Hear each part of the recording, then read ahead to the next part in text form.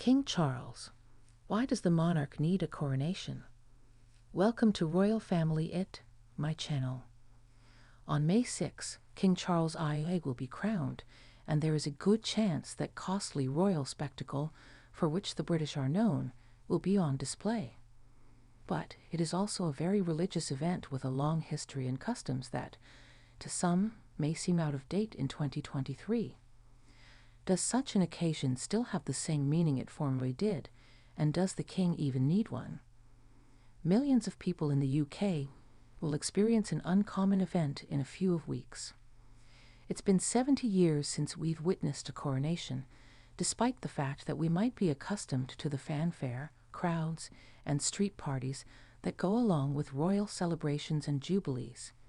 Here is a totally different situation, full with oddities like a medieval oath, holy oil on a spoon from the 12th century, and a 700-year-old chair containing a stone that allegedly shouted when it recognized the true monarch. Some authorities compare a coronation to a wedding, although the monarch is becoming married to the state rather than a partner. 2,000 spectators at King Charles' coronation at Westminster Abbey will be questioned about their recognition of the monarch. After that, he will be asked to take an oath and given a coronation ring. Thank you. Please subscribe to my channel. The reason why all of this sounds like it belongs in a bygone era is because coronation rituals in the UK haven't evolved all that much in the last 1,000 years. They are not required by law because the king takes the throne upon the demise of their predecessor. Yet, according to Dr. George Gross, who is in charge of a study project on coronations at King's College London, they are merely a symbolic act that formalizes the monarch's dedication to the position. He considers it to be a rare and precious occasion when a monarch declares publicly that they would uphold law and justice with mercy. These are the essential things that count. Our monarch has to say in a world where presidents often violate international law, and that doesn't bother me. Fusing the ancient and the new? What happens next may best describe the coronation as what it is at its core, a religious event. With a consecrated oil applied with a medieval spoon, the monarch's head, hands, and chest are traced with the outline of the cross. According to Dr. Gross, the anointing ceremony raises the monarch practically to a priest and denotes the monarch's position as the head of the church. The anointing is crucial to the Anglican rite because it confers God's favor on the king, according to Dr. David Torrance, who wrote a legislative study report on coronations. Yet the Church of England is also serving as a reminder to everyone that it is one of the established churches in the nation and that the Queen serves as its supreme leader. According to Dr. Elena Whittaker, head of the Royal Studies Network, this time is performed in secret since it is viewed as an intimate moment and because it is more convenient because the king is wearing less clothing at this point. Like they did when Queen Elizabeth was stripped of her robes and jewelry at her televised coronation in 1953, cameras are sure to pan away. This year, fresh oil has been created rather of using the oil from the previous coronation, as some monarchs have done. This vegan and cruelty-free version is partially created from olives in contrast to the previous version, which featured animal items including civet oil and ambergris, which is found in sperm whales. They were raised at the Jerusalem monastery, where Princess Alice, the grandmother of the king, is interred, possibly as a reference to other religions. But Dr. Whittaker adds that the oil selection is also in keeping with contemporary sensibilities and blends tradition and continuity with adaptation and change, at a time when some wonder whether the monarchy still has a place. The king's opportunity to harness the force of the past and influence his destiny is the coronation.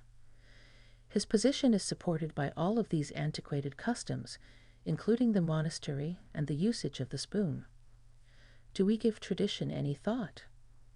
Since coronations have changed in magnitude, scope, and content every time, Graham Smith of the pressure group Republic, which advocates for an elected head of state, questions if tradition is a persuasive argument. It's not a custom that anyone takes seriously because The majority of people can't recall the last time, he claims. It has no constitutional value. It's not necessary. And Charles would still be king if we didn't do it. A monarch can rule without being crowned, as Edward VII demonstrated when he abdicated before receiving the throne. The popular opinion indicates that interest in coronations may be dwindling in the UK. European kingdoms abandoned them long ago. In a recent YouGov poll, 22% of participants said they had no plans to watch the coronation, and 58% said they were either fairly or extremely unlikely to do so. Another poll, taken around the time of the Queen's Platinum Jubilee, revealed that while 6 in 10 people in Britain supported the monarchy, most believed the royal family was less significant to the nation than it was in 1952. Since the previous coronation in 1953, Stephen Evans, chief executive of the National Secular Society, claims that the UK's religious landscape has transformed beyond all recognition, and that many will feel alienated by an Anglican event. Dr. Torrance concurs that key elements of the ceremony may have been well known back then, but less so today.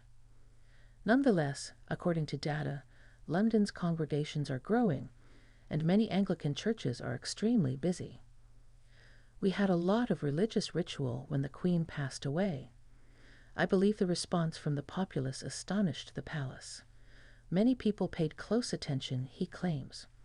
If there is an effort to make the coronation less primarily Anglican, it might take into account the fact that there are many different religions in the kingdom today.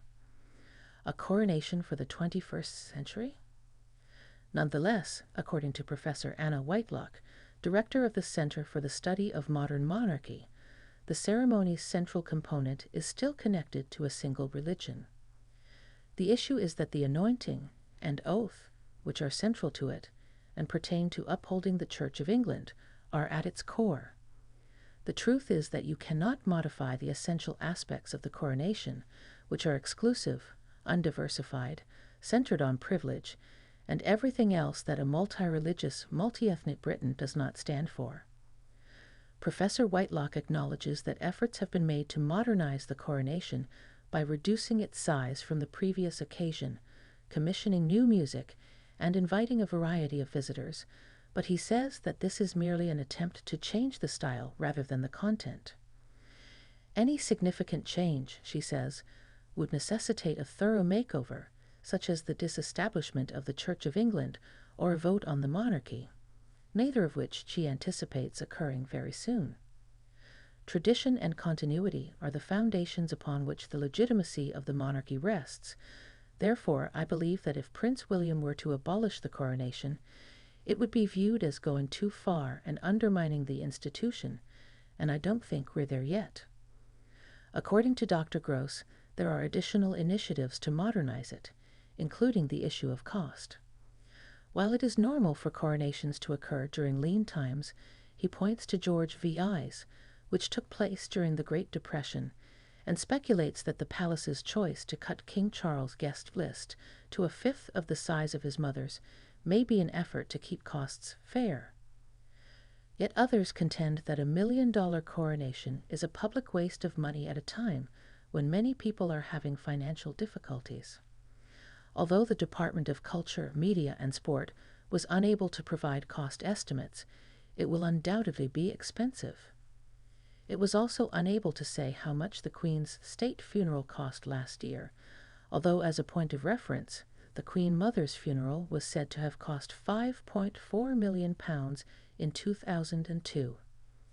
Nonetheless, it appears that there is still some interest in the monarchy, based on how the people reacted to both of their deaths.